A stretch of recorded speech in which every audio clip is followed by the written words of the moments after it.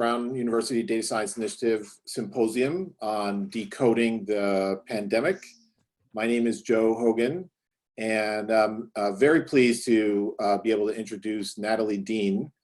So Natalie, I hope I won't embarrass you too much by saying if anyone has watched really any of the major networks or has been reading the Washington Post, you've been introduced to Natalie on TV or through her opinion pieces in the Post. Natalie has really been out front, I would say, among biostatisticians and really among data scientists with sort of doing exactly what the title of this seminar is decoding pandemic data. She's really helped us weigh in on everything from bias sampling to uncertainty in models, to how to design seroprevalence surveys, and a lot of things in between. And Natalie's been a confident and authoritative voice on all things COVID data related. And we're really, really pleased that she's taken the time out of her schedule to spend this hour with us. So Natalie's, in addition to her work as a collaborator with a modeling group at Northeastern and her scientific communications efforts that she's been undertaking during COVID, Natalie is also part of a group that has laid out strategy for conducting randomized trials during a pandemic, and then more specifically, vaccine trials. And I think vaccine is on the minds of everyone because we see that as sort of the gateway to whatever the new normal might look like. So we're all paying very close attention to what's happening in the world of vaccines, and it's really terrific to have someone sort of maybe guide us through and help us understand how that process might unfold. So without any further introduction parts, I guess I should say one thing I didn't is that Natalie is an assistant professor of biophysics at University of Florida. So that's her affiliation. So thanks again, Natalie. I'll turn the floor over to you so you can share your screen. We'll go about 30 minutes, and then we'll open the platform for Q&A. I guess I should say too, we have a lot of participants today. I expect more will join. If you do have a question along the way, you can post it to the chat. And if there are a lot of questions or a lot of raised hands at the end of Natalie's presentation, I'll help sort through the questions on chat and call on individuals. So if you do post your question in the chat, I'll either, maybe you could just let me know if you want me to read it out loud or you'd like me to call on you. Thanks again. And Natalie, I'll turn it over to you. Great, thanks so much for having me. So I look forward to chatting with everyone. I'll talk, my presentation's about vaccines, but at the end, I'm happy to chat more generally about whatever people want to talk about. So let me share my screen. Okay, can see that? Mm-hmm. Okay, great. So I'm an assistant professor at the Department of Biostatistics. Today I'm going to be talking about COVID vaccine evaluation. So first, a little background, some basics about vaccines. So there's a very typical regulatory pathway for vaccines. It starts with the collection of preclinical data, that's animal data.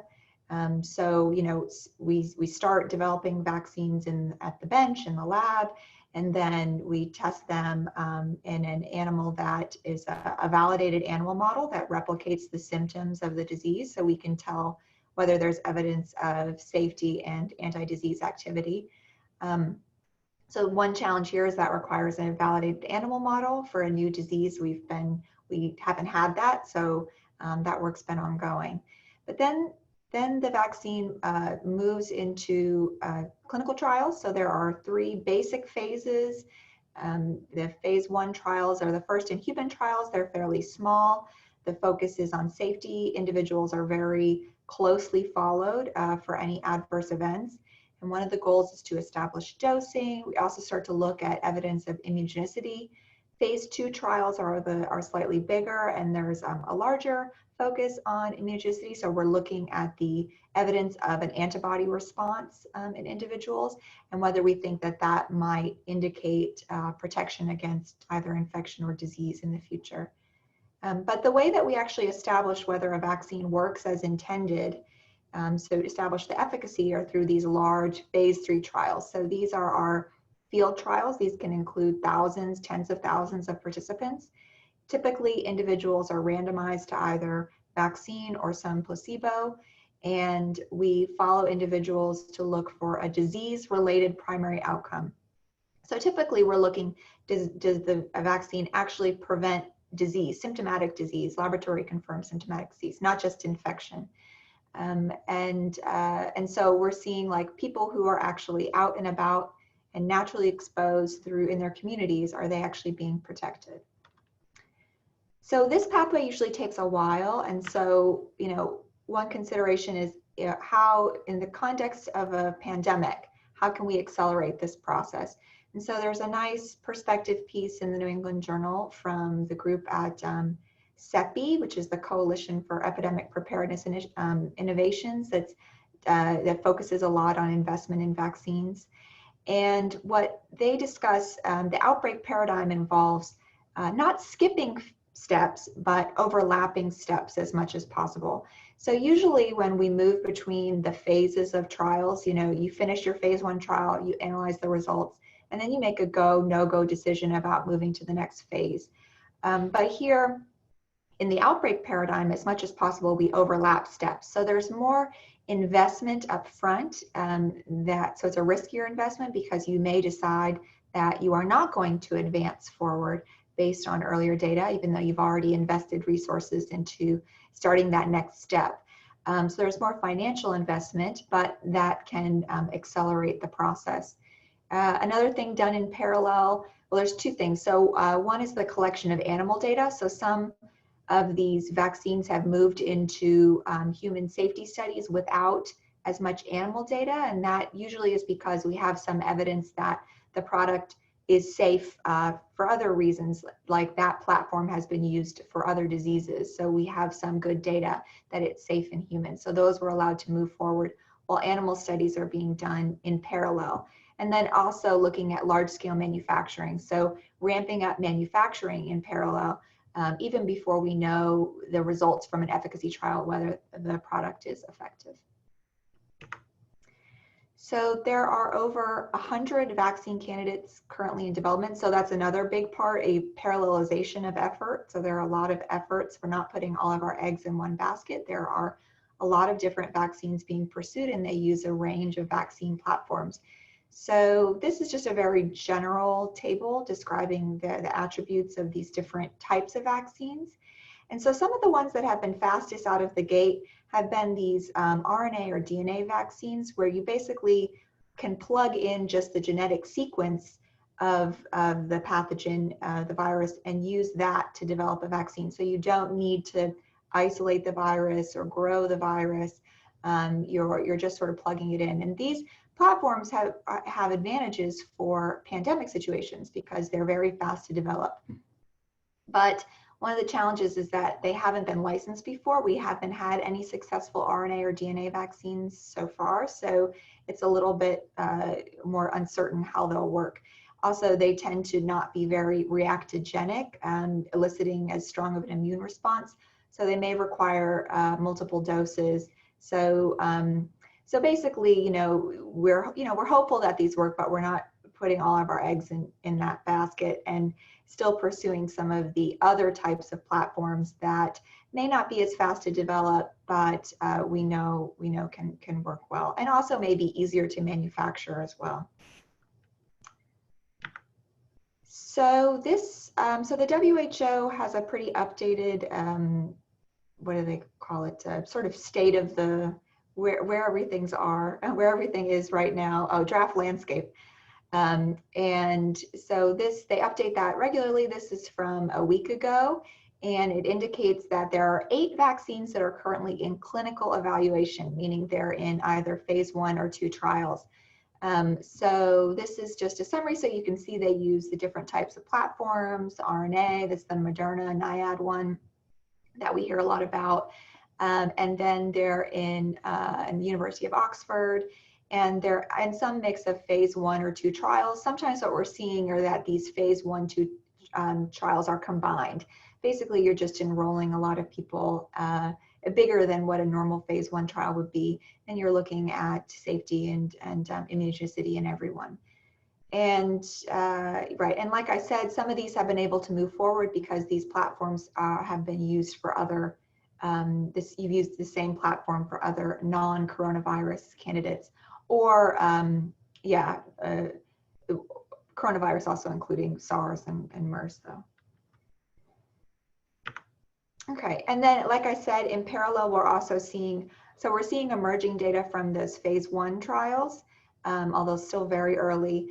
And in the same time, we're also seeing data from the animal model, the animal studies, because those, like I said, are being done in parallel.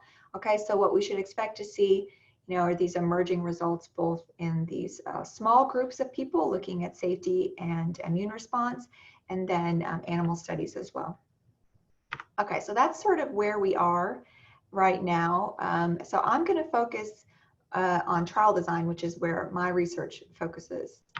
So since 2016, I've been working with the World Health Organization's R&D blueprint for action to prevent epidemics. This was formed after the 2014-2015 West African Ebola epidemic. And there are several different work streams. The goal, the overarching goal is that there's more that we can do before epidemics to make sure we're ready to do R&D, to develop vaccines, therapeutics, diagnostics. So what can we have in place before a pandemic starts in order so that we can be most efficient and ready when something happens? So there are different work streams related to getting the funding coordinated. There's a work stream that relates to getting the labs, organized.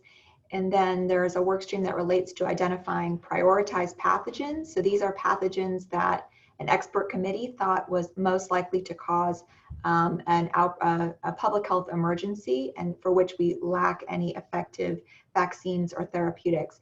So some of these, you may have heard of some of these, you probably haven't, or maybe haven't, I don't know. But Ebola, and then it included MERS and SARS, so Middle East Respiratory Syndrome and the original SARS, so both severe coronaviruses. And then it also includes disease X. So this was pushed by my mentor, Ira Longini, and to include this in the list. And basically it means some as yet unidentified threat that can cause a public health emergency. And so that's exactly what COVID is something that we didn't know could be a problem, so we weren't something emergent. So I've been working on a work stream related to clinical trial design, so developing norms and standards for how we evaluate vaccines in the context of an epidemic. So we've made very general recommendations about how to design vaccine efficacy trials. So this is one paper where we kind of go through how should you define the outcome, and what populations should you focus on, and sort of general principles. But then I've also been approaching this from a research angle. So in 2018, I got an R01 called the Design and Analysis of Vaccine Trials for Emerging Infectious Disease Threats. And we focused on devising innovative vaccine trial and study designs that are tailored to outbreaks. Want to provide guidance on study design and analysis, examine the statistical properties of our proposed strategies, and then we use modeling to evaluate their robustness. So our team at the University of Florida includes me, Ira Longini, Yang, Sam Wu. We have Betts Halloran at the University of Washington, and then Alex Vesvignani, Marco Aielli at Northeastern University, who do this very sophisticated computational modeling. I'll show you some examples. So we've approached this problem from a few different ways. One is to think about the specific diseases and how would you design vaccine trials for these specific diseases, but also to identify just some common challenges that persist with all of these outbreak pathogens. So what are going to be the common challenges for vaccine trials, and can we identify common solutions? So some of the biggest challenges that in outbreaks, incidence is very unpredictable, and it tends to be very localized, but changes a lot over time. It's very hard to know where an outbreak is going to take off and when. And then when you look across a large population, incidence can be fairly low. This is especially true, with like Ebola, for example. It was a huge outbreak that occurred in West Africa, but it was like 0.3% of the whole population, or it didn't affect most people. So on average, the incidence is very low. Outbreaks are a variable duration. They can start and stop. So different regions will get outbreaks under control. So incidence is on the decline in New York City, and as other areas hopefully employ better containment strategies, then incidence will decline there as well. So all of these contribute to challenges of low power. It can be very hard to collect enough events to establish efficacy, to establish whether the vaccine's actually working. Then there's, in the outbreak setting, we have poor understanding of the disease or the vaccine. We don't have the luxury of time to figure out all of the, do we think that the vaccine might wane over time? Do we know how, the features of the disease? So just in general, we're learning as we go. So there's just a lot more uncertainty when we plan. And then, typically outbreaks occur in resource-limited settings. And as we move forward, we're going to see more, I expect to see more outbreaks in resource-limited settings. And so when we think about conducting these trials, we may, move into the areas that are sort of hotspots. And these may have more limited infrastructure or experience doing clinical research. So feasibility is a very important principle. Okay, so I'm going to talk about some basic solutions that we've been proposing, just sort of overarching principles. So the first is flexibility. So before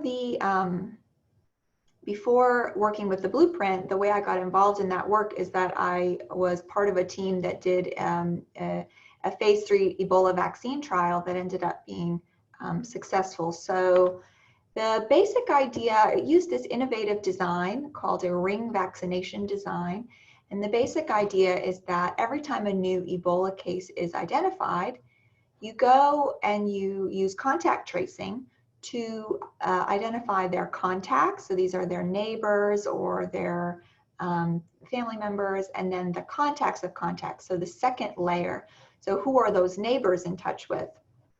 And this forms a ring, and then you can randomize that ring. So we did it as a cluster randomized, but it could be individually randomized within rings, people to either immediate vaccination or delayed vaccination. You could use a placebo, but there's a lot of debate about what was considered acceptable at that time. So, so one of the things that was so innovative about this is that it was really a mobile trial. So, instead of people coming to a hospital or some site to get vaccinated, the trial went to them. And so it was, the PI called it a trial in a box. So you put all your equipment in these big tubs, and then you go out to these communities, and that's how you do your consent and enrollment. And then you go out and you're doing follow-up.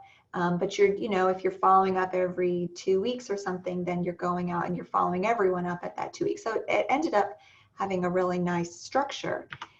And it was particularly successful because this is the epidemic curve in Guinea in the West African Ebola epidemic. And the decision to conduct the trial occurred around the peak of the epidemic. But what happened is it takes time to get a trial set up. And by the time the trial started, the outbreak had started to wane. But because it was so highly localized and focused, we were able to get the data we needed to establish efficacy. And so randomization was stopped here after an interim analysis demonstrated efficacy of the vaccine. So it was this highly focused strategy that was able to catch this tail.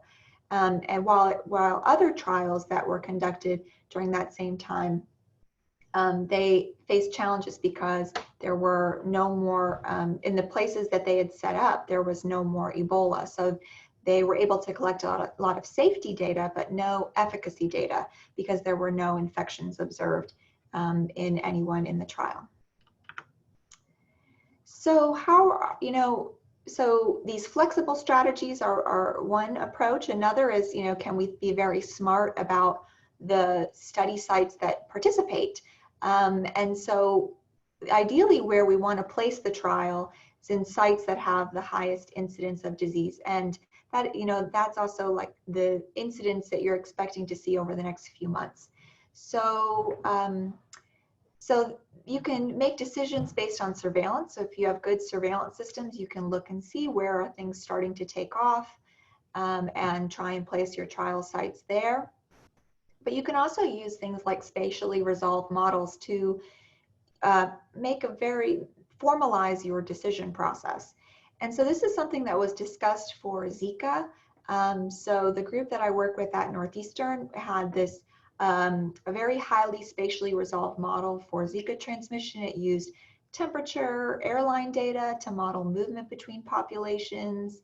So it used a lot of different, information about population structure, and so able to make, a pretty very spatially resolved model about where we expected transmission to occur.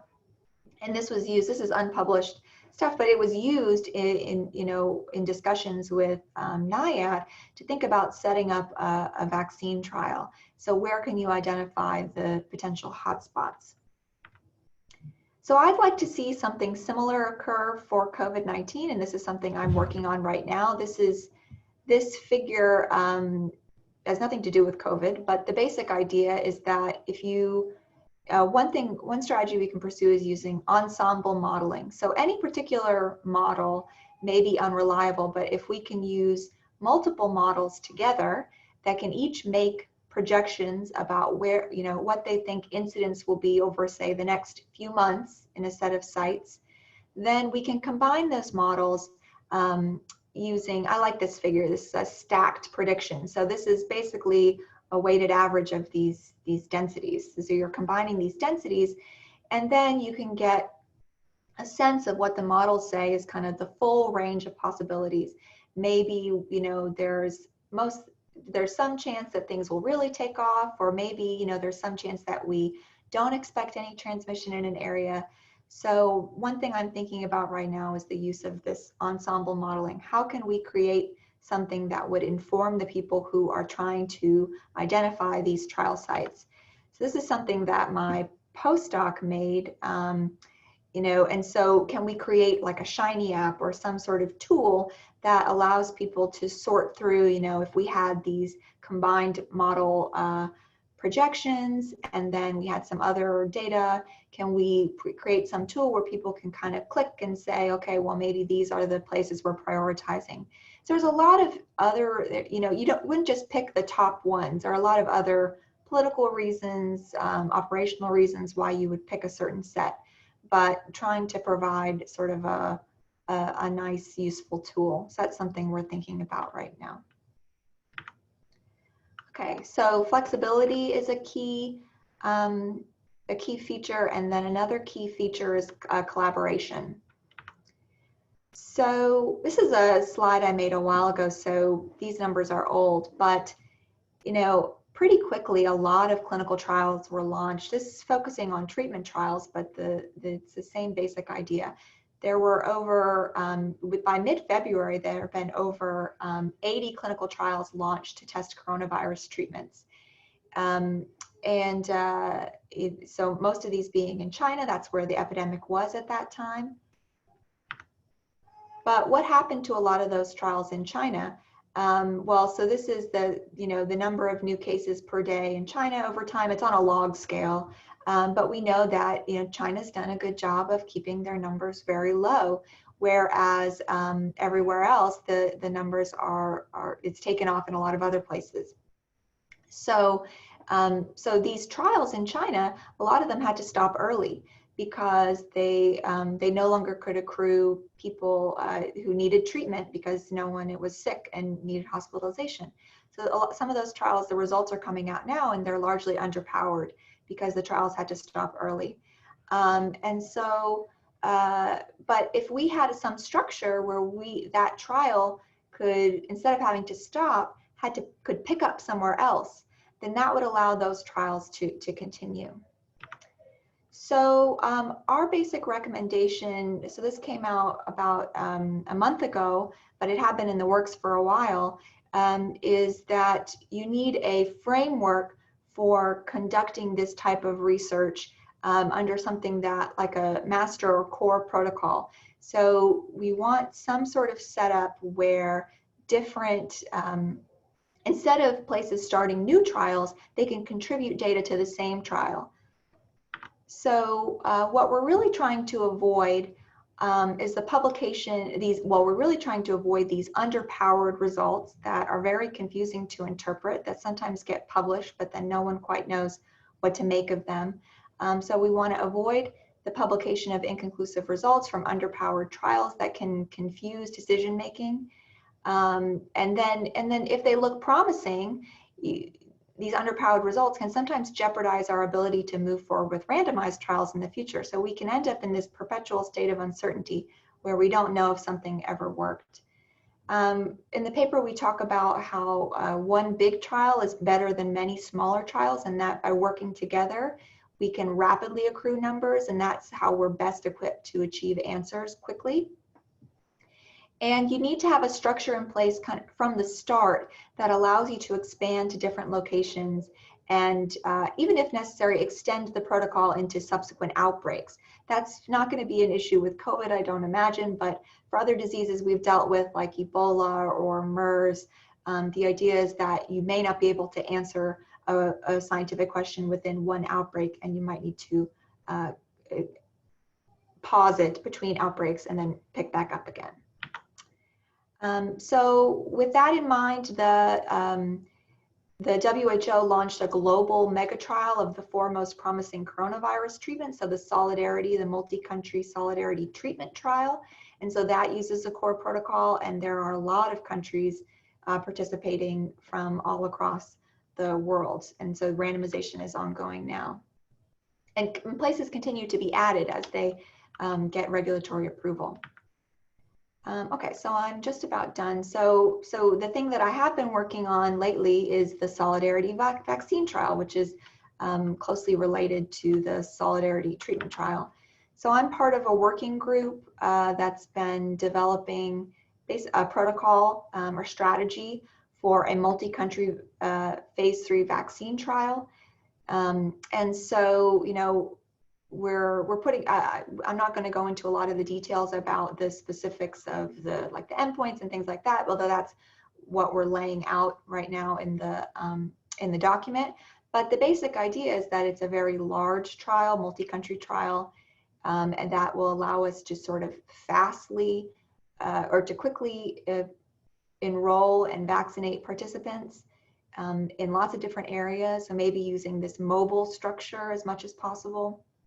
And we want things to be adaptive. So it's not going to be just about one vaccine. It's a standing trial structure that vaccines can enter into. And so we can evaluate multiple vaccines at once. Okay, so that, I think, all right. So that's what I have. So I went a little quick at the end, but I am happy to answer questions now.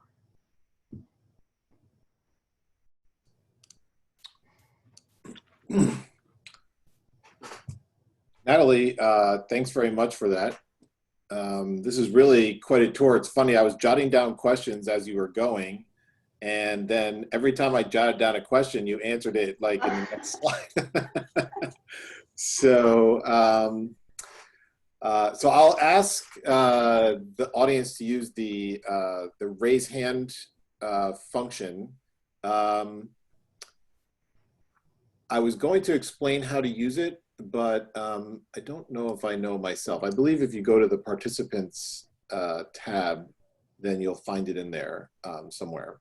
You can also send a question on the chat if you would like me to ask the question for you.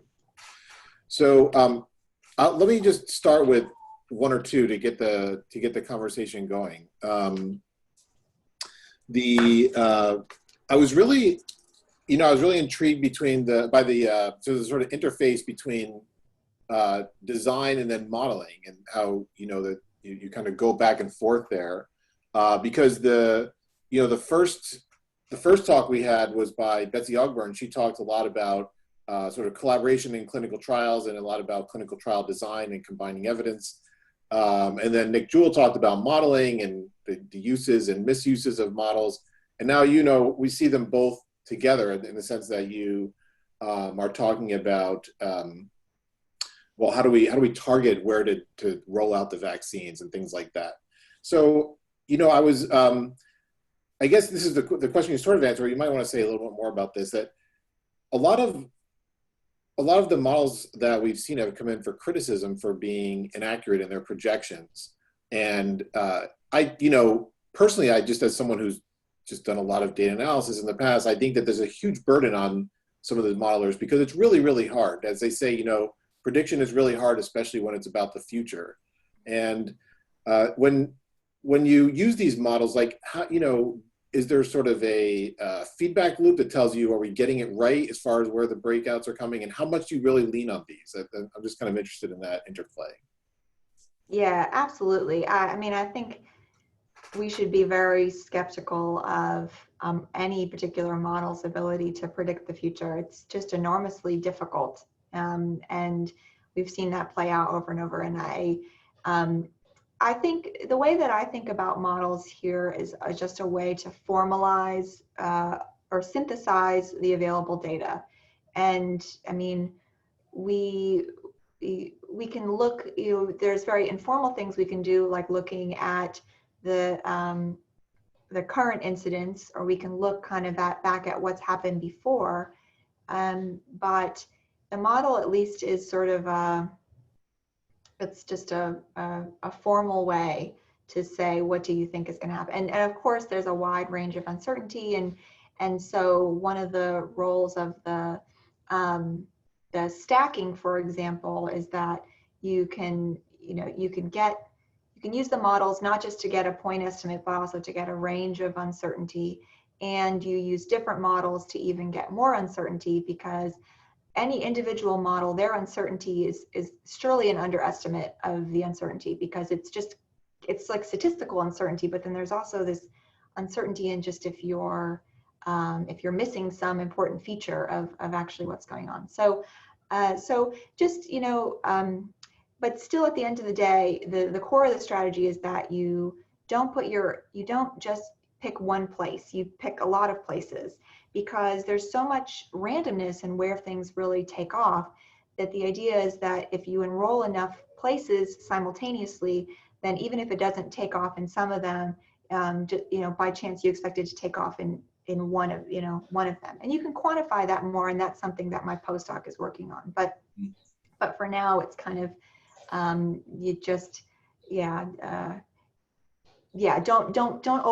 rely too much on the models to make predictions. Right, but yeah, like in the way I guess you have the same sort of quasi-skeptical view, using them to help target where to roll out the different components of the vaccine trial. Yeah, I think it's just a way to formalize your intuition, but at the end of the day, you need to what we want is just to sort of have as many sites participating as are able to. And so one of the things about the core protocol is you're making the barrier for entry low. You're making the procedures simple, the approvals as simple as possible. Like this concept of those large, simple trials almost. You're keeping things very simple so that it's easier for places to participate. Right. Yeah. Okay, we have a question from Jim Padbury. Jim, I took the mute off. I don't know if you want to ask this question on your own, having to do with merging results from different vaccines.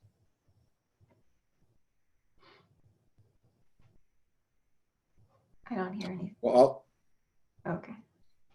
I'll ask the question then. So this comes from Dr. Jim Padbury, who's here at Brown. He says, in a solidarity trial, a term I'm not familiar with, Natalie, but maybe you are, how can you merge results from different vaccines? So within the context of a single trial, Well, let's see. We're trying to get Jim unmuted here. Sorry for the That's okay. technical glitch here. Yeah, because there's two, I mean, there's both within the context of a trial, there are going to be multiple vaccines. So they're entered in as different arms against with a shared placebo arm. And there are discussions now about kind of what happens if one of them is shown to be efficacious, and then how does that, at the end of the day, the goal is to find as many different vaccines that work as possible. So we're not trying to find the one best. We're trying to find as many as possible. So we're not going to drop other arms very early. But if that's the question, yeah. Sure. So Jim's having trouble with his microphone, but he says, so they are indeed analyzed independently despite the shared control. Yeah.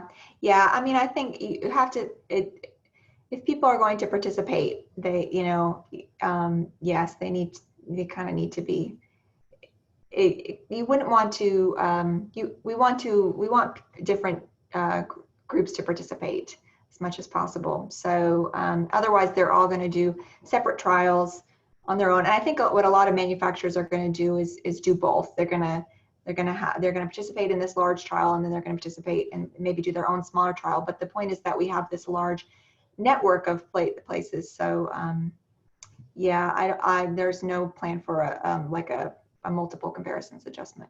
I see. Okay. I'm going to go to Sam Fulcomer, who's also at Brown. And Sam, I believe we've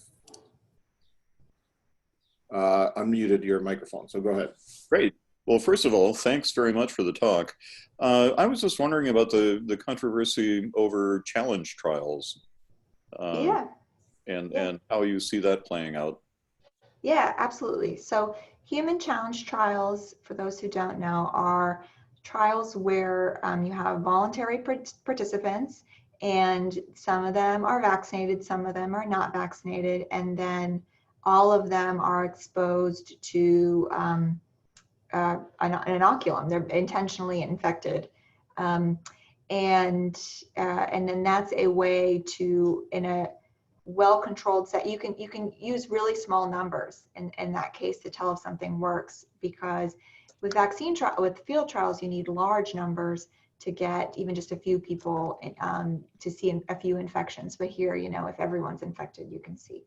The challenges with them, and these are being pursued in parallel, so these are being discussed right now.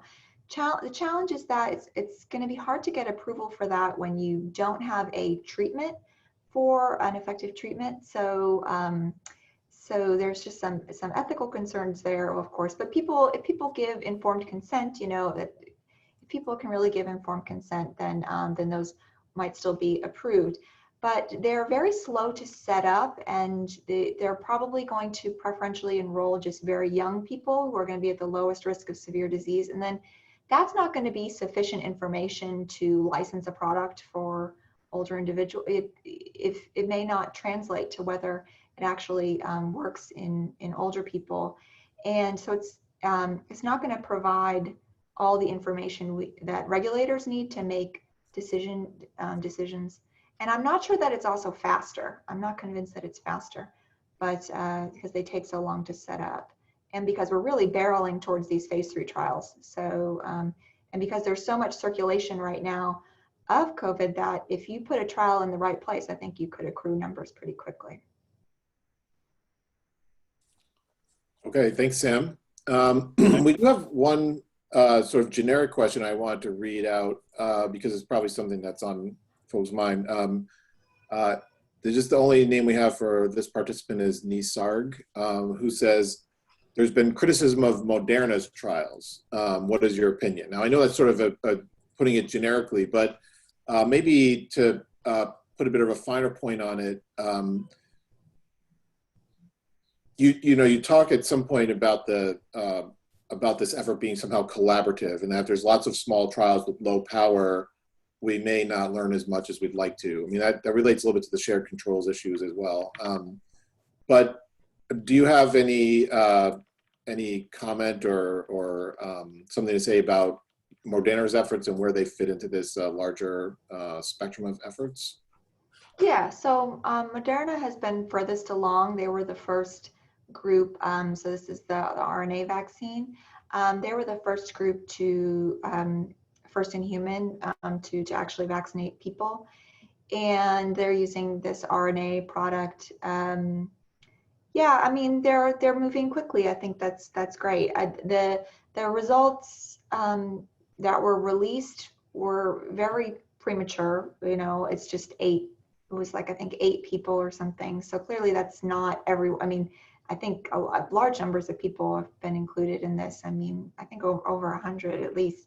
So, but I mean, I think the best way to interpret the results, I do believe that product is probably safe. I mean, we have experience with that product from other non-coronavirus diseases. And so that was one of the reasons why it was allowed to move as quickly as it was without animal studies being completed, is because we had evidence that it's safe. But you know, but in terms of the immunogenicity and things like that, it's really unclear, you know, what was going on exactly and how to interpret the results. I think it's just far too early. So is there going to be, like, you know, again, you talked about this sort of, well, Betsy Ogburn talked about like a collaborative. Is there going to be some sort of formal combining of these results somehow, or is it really just kind of up to whoever's willing to share the data? Yeah. I know there's opportunity costs on both sides, like the sharing versus not sharing in different designs and so forth. Yeah. I mean, what's happened so far, so phase 1, phase 2 trials, those are being done by the manufacturers and that you know, that they're developers. So that makes sense to me. It's these phase 3 trials that you know, we're advocating that these be combined. That's where the shared resources become very valuable. The NIH, NIAID is also planning a trial. I'm not sure of the details. I know the University of Washington, Fred Hutch is working on that as well. But so I think what we're going to see is a mix of probably 2 pretty large phase 3 trials, these combined adaptive trials. So what the NIAID is planning and what WHO is planning, and then, I mean, I wish they would work together. I don't know if that will happen. And then also independent trials from manufacturers. And our goal, you know, the parallelization, you know, is good. We're just trying to prevent where every trial is a small trial, because like what Betsy was talking about, it just becomes hard to interpret the results. It just really complicates the landscape. It's easier if you can keep things simple and make them fast by being big. Right. I'm going to call on Jay Park, who's had his hand raised for a question, and then we're going to go to Victor Liucci. Thank you so much, Natalie. I'm a huge fan of your work and as well as your Twitter. I was actually I was one of the collaborator of the group that made the COVID-19 tracker. I think you were aware of it. I think you retweeted our link. I actually have 2 questions. I don't know if I have time for both. Maybe Jay, just so we have everybody get a chance, you could ask one that is a higher priority, and we can cycle back. Okay, sure. So. Oops. We lost you. That was my fault. Sorry, Jay. Go ahead. No problem. Put your hand down, and I accidentally muted you. Sorry about that. No problem. So I'll just ask the one question. You know, I think the geospatial analyses to catch the hotspots of the, that certainly makes sense, a lot of sense. And you know, I think our group in support work with the Bill and Melinda Gates Foundation has, you know, supported a lot of these precision public health approaches where you could capture the disease at the right location at the right time. I was wondering if you could elaborate on some of the feasibility challenges of setting up trial sites, you know, not in addition to just training the staff and setting the central randomization system. And Yeah. would you have go into more of the manual randomization if the EDC system can't be implemented? And I won't ask into the sort of the cold chain issues that exist with vaccines, because of, I've worked with a lot of in different resource limited countries in Africa, and manual randomization unfortunately is the sometimes only way to go, for an example. Yeah, we're still, there's always some learning as you go, and there are operational challenges. I would say that what we were able to do in Guinea sort of gives us more confidence, and because they were able to maintain a cold chain through these like really fancy tubes, this technology that allowed you, because that was brought out to sort of these remote sites. There are going to be, so the idea is, the kind of idea where we're moving is to try and get some of the regulatory approvals at a national level, and then maybe have some flexibility about where you go within a country. So, so get things kind of set up in a centralized manner, but then have some level of mobility in terms of where the teams actually go to go out and vaccinate. So you can be a little more nimble in your decision making. The randomization, is funny. I was told that WHO, the randomization is centralized there, and they're under so much attack. Their systems are under so much attack that they've actually had some challenges there, because they have to have these I don't know, firewalls or so there have been some practical challenges that were not expected, and that's come up with the therapeutic trial, but hopefully some of those will be addressed in time for the vaccine trial. So, so yes, those are all challenges, but I think they can be overcome to some degree. So yeah, but it's tricky. Thank you, Jay. We're going to go now to Victor Liucci. I hope I'm pronouncing your name correctly. That sounds good. Yeah, I'm at Westminster College in Fulton, Missouri. And my question has to do with your thoughts on vaccines that prevent versus vaccines that reduce severity. I think the Oxford one I had read about seems like it does that. Yeah, that's a great question. So, so basically, the primary endpoint that we've been talking about for these trials is the prevention of disease, symptomatic disease, or of any severity, but you could focus on, there are secondary endpoints about preventing severe disease. So that's different from preventing infection entirely, because there are some vaccines where people can still be infected, but they just don't manifest severe symptoms.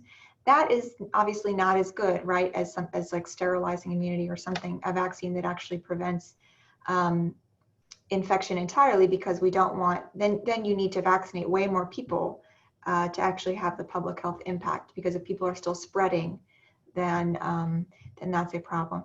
Yeah, I mean, I guess my reaction is that we just have such a great need that we're going to start out with what we can get, and then always hope for something better to come up behind it. So even something that could reduce the severity of symptoms would still have an important impact, certainly at least to the people who are vaccinated. So yeah, but there are questions about kind of what is the lower bound, how much would you accept a vaccine that was only 50% efficacious or 40% efficacious, or you want something higher? Certainly if it's not preventing infection, is it worth that? So those are all considerations that, I'm sure that discussion will play out a lot, especially now that those results have come out. Yeah. Thank you, Victor.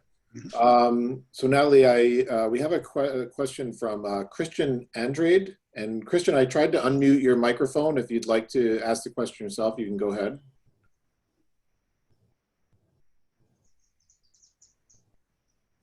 So I'm seeing Christian online, but it doesn't appear that the mic is easily muted. So I'll ask the question. Are trials and data gathering designed to control for the racial disparities that we've seen in early case and death reports?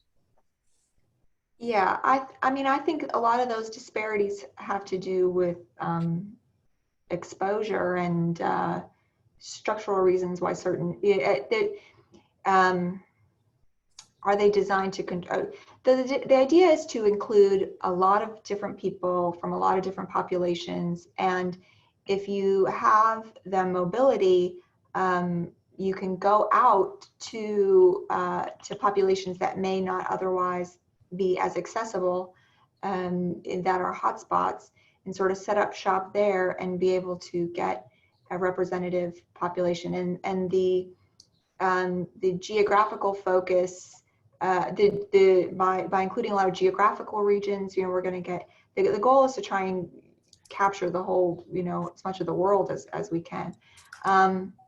But it's whether that's adjusted for in the analysis. No, we're just randomizing big numbers. That's the goal, and an individual randomization within locations. So the thought is that would be balanced, and we can certainly analyze a lot of things in the end. But the goal is just sort of on average, does the vaccine work? Thanks, Natalie, and thanks, Christian. So we have another question from João Alves, and I've unmuted your microphone if you'd like to ask your question. Okay, thank you. Thank you for the opportunity. My question is that if from the data that we currently have available, is it likely that we would witness significant mutations on this virus that would invalidate or somehow make inefficient any vaccines that we are currently developing, in a way that we would need to develop a new vaccine every year or every season, as we do for other diseases like flu? Thanks. Yeah, I haven't seen any. I think what I've seen so far is pretty stable. So I wouldn't expect the same challenges. So I'm not a virologist, but but it just, the people I've heard from indicate that it's pretty stable. So that makes things easier. Okay, thank you. Thanks.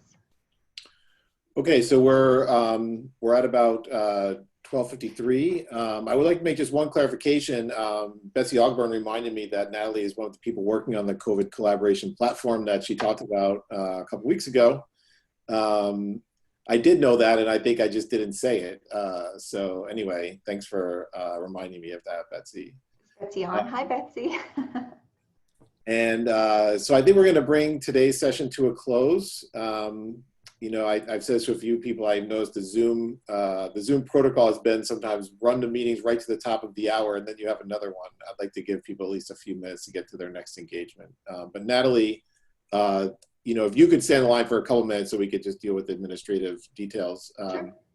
But Natalie, I'd just like to say thanks so much for your work on all this, for your really clear communication on data-related issues in COVID, and for helping us understand what's happening with vaccine research. Thanks. Yeah. Thanks for having me. That was fun. Okay, we're going to be taking at least a 1 week hiatus next week. Brown graduation is this weekend, and I think that folks will scatter, but we're going to try and put together 3 to 4 more of these in the month of June. So please keep your eyes open, and thanks everybody for joining.